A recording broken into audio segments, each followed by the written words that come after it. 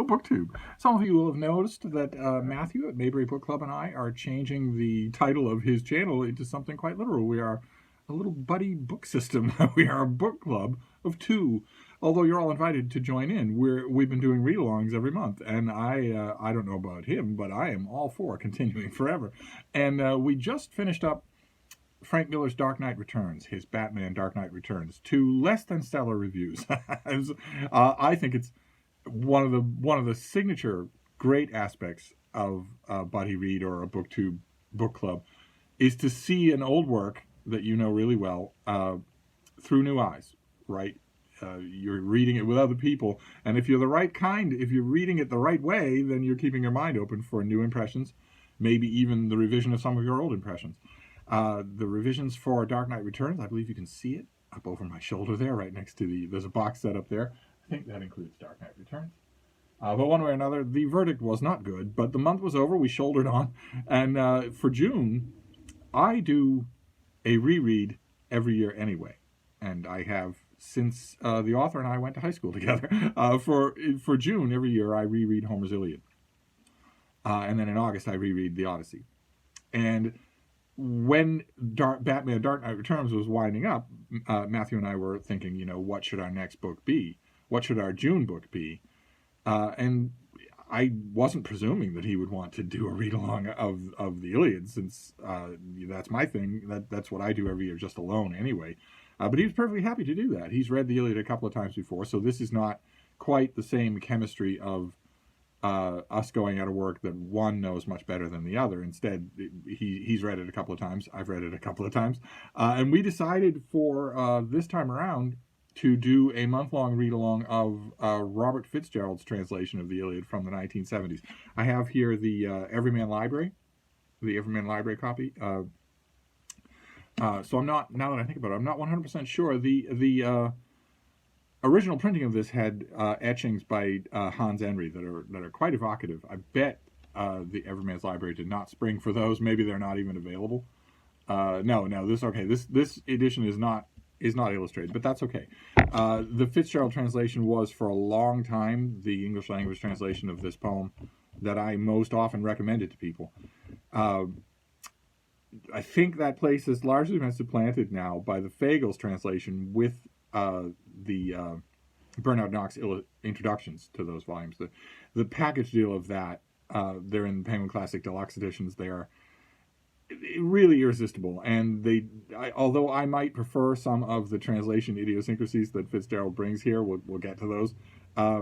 The combination of Fagles' quite good translation and those absolutely soup to nuts introductions by Bernard Knox really make those the volumes that I now, if somebody says, what volume should I get? I've never read the Iliad before.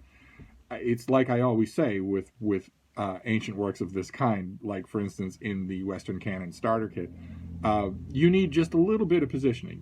If you're coming at these cold, you most certainly do not need academia. You most certainly do not need school. You just need a little bit of positioning. That's all.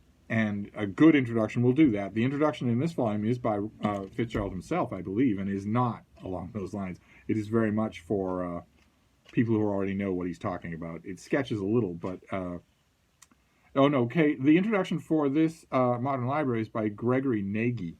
And I'm not sure that I know it. Maybe he does a very good job. This might be a very good volume to have. But one way or another, the concentration here will be on the translation itself and on the work that is being translated. We're doing 6 books a week throughout the month of June. So you're welcome to join us. And of course, today we're doing the opening 6 books of this epic, which have a lot of work to do. This is the stereotypical beginning point in Western literature for the concept of en media res, in the middle of things, where a narrative picks up, just drops you into the middle of a story, and either does some kind of job or not much of a kind of job at picking you up on everything that's gone before. Homer does an only spotty job of that, and even that only mechanically. This takes, the Iliad starts off very late in a long war, in a long siege between the great city of Troy and a confederation of Greek warrior states, all of whom sent war parties. under the control of each of their separate chieftains, and the whole of it under the control of High King Agamemnon, whose brother, Menelaus, was technically one of the spurs of the whole conflict, because it was Menelaus' wife, Helen, that was abducted / friend-ducted by Prince Paris of Troy, one of the sons of King Priam, who takes her, brings her back to Troy, and invites the warfare of all the Greek states. They come to reclaim her, and in the process, sack Troy and all of its outlying districts. Troy is a very fat city, a very rich city. As you can see by the fact that when the Iliad opens, we're years into a siege, and no one's eating rats in the city, no one's boiling horses, nothing like that. Troy has many advantages. It has, at least when the Greeks got there, an extensive coastal network of supply towns and supply chains and whatnot. It has a very fertile upper plateau where oxen can be, and cattle and sheep and whatnot can be raised and used to supply the city. It has independent water sources. It has an enormous amount of wealth. King Priam is a very old king, who's had his way for a long time. And it also has a command of its own confederation of fighting forces, including a large number of actual Trojan princes, many of whom are the sons of Priam, and who are all excellent warriors, and who are the bulwark of the whole city. They're the reason why Troy is still standing when this poem starts, because the Greeks bring a lot of great warriors. They bring names that Homer made into legend, and that were legend when he was spinning this story. Ajax, there are two of them, one big, one little. Diomedes, Prince Diomedes. There's Odysseus. There's Agamemnon and his brother Menelaus, and most of all, there's Achilles. A divine-born, incredible warrior, just an amazing warrior, who has been at the forefront of every Greek raiding party. He has been the terror of the Trojans. And the only real counterpart that the Trojans have, they have lots and lots of brave soldiers. They have been fighting this war for a long time. And they have also, for instance, Aeneas, who would go on to star in his own epic by Virgil. But the mainstay of Troy is Prince Hector, who is a natural leader and a fierce warrior on the hot and dusty plains of Troy. And the Greeks have been besieging Troy for years when this poem opens. And while they've been besieging Troy, they have also been attacking and sacking sort of satellite cities and towns all around the neighborhood for booty, to keep the soldiers in line, to keep them satisfied, the rank and file, but also for supplies and whatnot. And it's a piece of whatnot that is the bone of contention as this poem opens. Because the Greek forces have abducted the daughter of a priest as basically a spoil of war. And Achilles claimed her. He was part of the raiding party, the leading part of the raiding party that took her. But the god sent an omen. Her priest, the girl's priest father, prays to Apollo to avenge his wrongs, to smite the Greeks, and Apollo does. The Greek gods are a very active part of this poem. They are very personal. They each have personalities. They are not divine beings in the sense that Christianity has taught 2,000 years of the Western world to think. They are essentially superhuman, but not non-human. They have all the human passions. They have analogous human weaknesses. It's just that each one of them is a full-scale thermonuclear exchange. So you don't want to mess with them, and you don't really want them to notice you.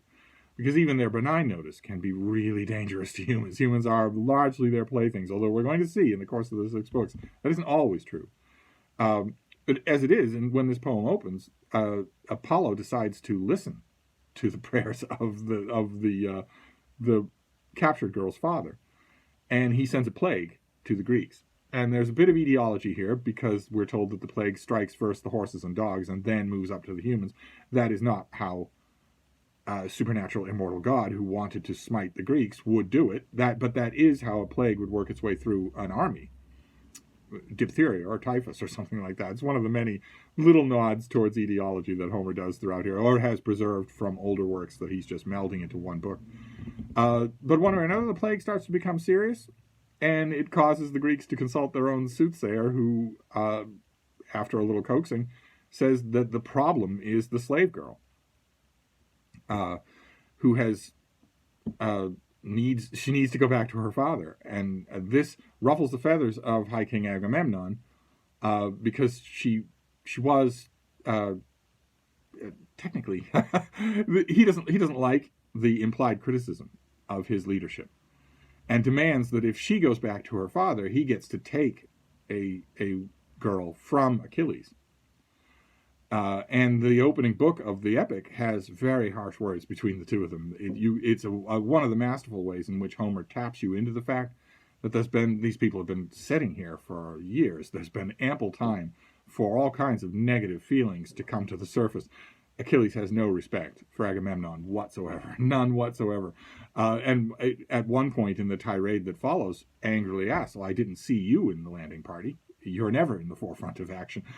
But Agamemnon has the divine ordinance. He is the High King. He can do what he wants. He could also arrest Achilles. Good luck trying. But one way or another, it isn't. Excuse me. It isn't just a. It doesn't end just with a contest over one captive girl.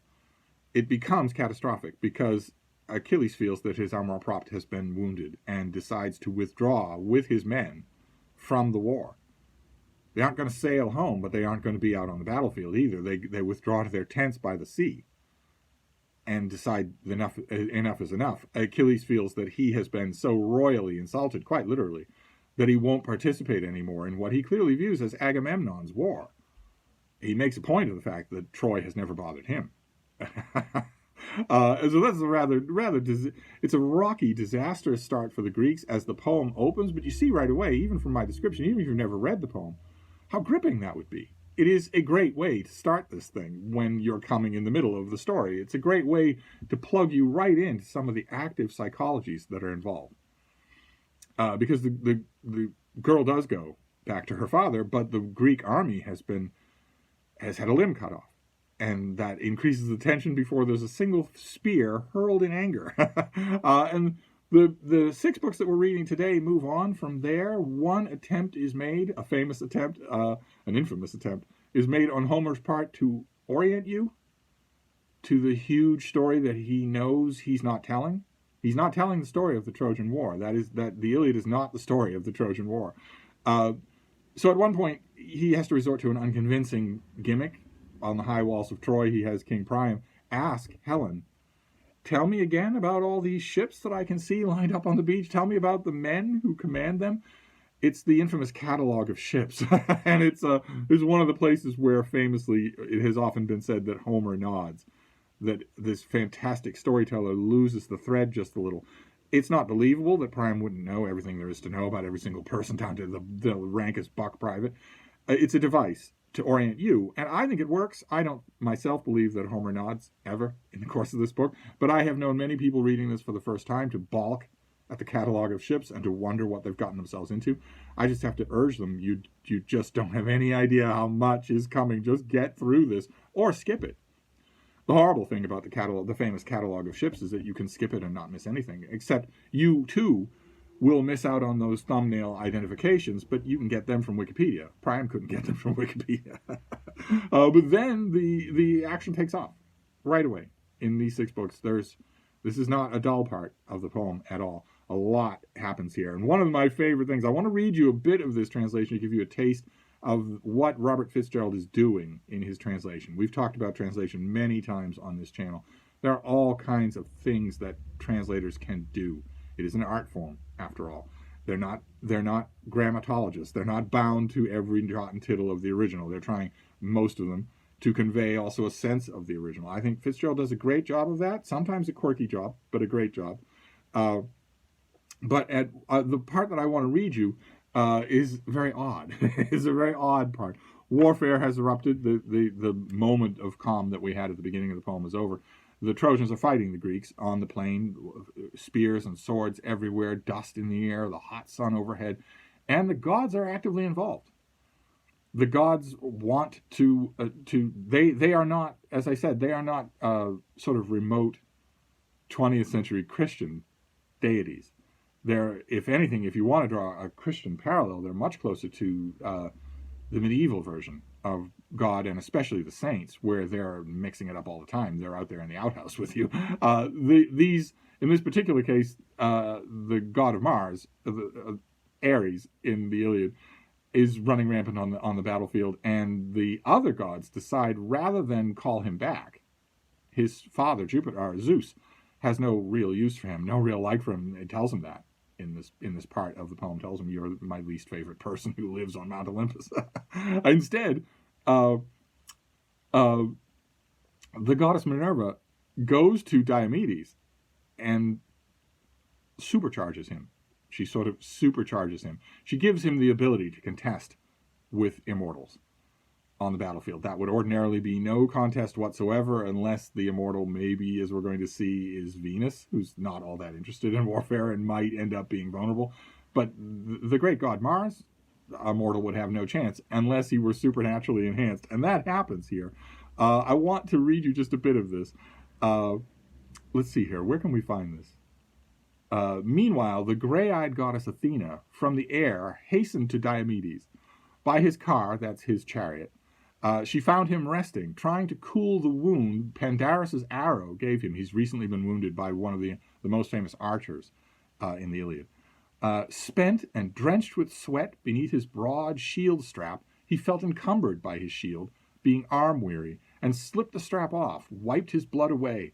The goddess put her hand upon the yoke that joined his battle team, and said, "Ah, yes, a far cry from his father, Tydeus." Tydeus was a small man, but a fighter. Once I forbade him war or feats of arms that time he went as messenger to Thebes alone, detached from the Greek host, amid Cadmeans in their multitude. Bidden to dine at ease in their great hall, combative as he always was, he challenged the young Cadmeans, and he had no trouble pinning them all. In wrestling, that is. I took his part so well. But you, now, here I stand with you, by heaven, protect you, care for you, tell you to fight. But you are either sluggish in the legs from battle weariness, or hollow-hearted, one word, hollow-hearted, somehow with fear. You are not, after all, the son of Tydeus. Proud Diomedes answered her, "I know you, goddess, daughter of Zeus, who bears the storm cloud." That's kind of important, because it means that, as often happens in this poem, that the gods will take on a human form to talk to humans. Sometimes it's not all that convincing. A lot of times the humans see right through it, but sometimes it is convincing. So that little moment there tells us that she has not bothered to do that Diomedes recognizes her for what she is. "I know you, goddess, daughter of Zeus, who bears the storm cloud. With all respect, I can explain, and will. No fear is in me, and no weariness. I simply bear in mind your own commands. You did expressly say I should not face the blissful gods in fight. That is, unless Aphrodite came in." That's Venus. Very sorry for this. Let me preemptively apologize for this whole read-along. I know these by their Greek names. I know all the characters in here by their Roman names. I will try my hardest to switch to Greek before I confuse you even more. Aphrodite is Venus. One might feel free to wound her anyway. So you commanded, and therefore I'm giving myself ground in ordering all the Argives, the Greeks, to retire shoulder to shoulder here, because I know the master of battle over there is Ares, that's Mars, the god of war. The gray-eyed goddess answered, "Diomedes, dear to my heart, no matter what I said, you are excused from it. You must not shrink from Ares or any other god while I am with you. Whip your team towards Ares, hit him hand to hand, defer no longer to this maniacal god, by nature evil, two-faced everywhere. Not 1 hour ago I heard him grunt his word to Hera, that's Juno, the queen of the gods, and myself, to fight on the Argive side. Now he forgets all that, and joins the Trojans." And she does supercharge Diomedes, and he wounds the great god Mars, Ares. He wounds Ares, who goes crying back to Olympus. And that, I wanted to stress that, not only because it's a heck of a moment in my own novel of the Iliad, Troy War. I years and years ago wrote a novel of the whole of the Iliad, not just the Iliad, but the whole of the Trojan War from beginning to end, in the form of a novel, and I called it Troy War, and I had a great time with this, just great time with Diomedes killing people, supercharged on cocaine. by Minerva. That was just so much fun. But not only for that, but also because you could see what I mean. One of the driving engines of enjoyment for this whole book is the direct involvement of the gods with humans. They are the ultimate X factor. You never know how they will change the story. Still an intensely human story, even though Achilles himself is not completely human, nor is Helen. Nevertheless, uh, even despite those human elements, I mean, the book, like I mentioned, the first book opens on with an intensely human exchange of anger and wounded pride, just marvelously done. Uh, but the gods have always been a favorite part. Everybody loves them in this book. They're less present in the Odyssey, but we'll get to that, I imagine, at the end of the month, at the end of the summer. But one way or another, that is the first 6 books show us that they introduce us to the psychological rifts that are running right through the Greek camp. They introduce us quite literally to the Greek camp, and then they plunge us right into action and show us that the gods are going to be a part of this. They're going to be deeply involved, and you just have to figure out. I mean, you saw just from that reading that their allegiances are not always solid. They can swear to fight on one side and then move to the other side. It's not always a given, and they also fight amongst themselves, as we will see. But in the last point that I want to make here is the nature of that translation. I think you could probably tell. I mentioned hollow-hearted is one word. I mentioned there are a couple of other choices you could probably tell there that show the tone that Fitzgerald's going for in his translation, which is arch, poetic but formal, slightly anachronistic. Fitzgerald knew in the 1970s when he was doing this translation what every single reader, especially students, were going to think when he said that Minerva shows up at Diomedes' car. He knew perfectly well what they were going to think, but he did it anyway, as a nod not only to the Greek, but also to many other Greek translations. I myself kind of like it. It takes a little getting used to, but I think it preserves both the beauty of Homer and also the strangeness. There's a strangeness that glints everywhere. Just when you think that you understand things completely, the poem gets all strange again. And Fitzgerald chose a register here, and believe me, he was a very accomplished poet in his own right. He could have chosen any register. He could have written this out. He had the ultimate example in the other direction was Richmond Lattimore, who doesn't do anything like that at all, and I think removes a lot of the magic from the reading experience. This is a terrific Iliad to read. So we're gonna keep reading it. I actually haven't. I'm here for those of you who might not be keeping score. I'm here up in Vermont, up in small town Vermont, visiting Mark Richardson, a fellow booktuber of Richardson Reads, and his wonderful family. And I haven't watched Matthew's video. I think he's posted it already. I'll have to see. Here's hoping that the Fitzgerald. I'm not sure if he's ever read the Fitzgerald translation before, but I'm feeling like I owe him a positive buddy read after Batman Dark Knight Returns. But anyway, we will come back to the Iliad for the next 6 books next week. As the Mayberry Book Club, quite literally, the Mayberry Book Club continues. So I will wrap this up for now, and I will see you then. Thank you, BookTube.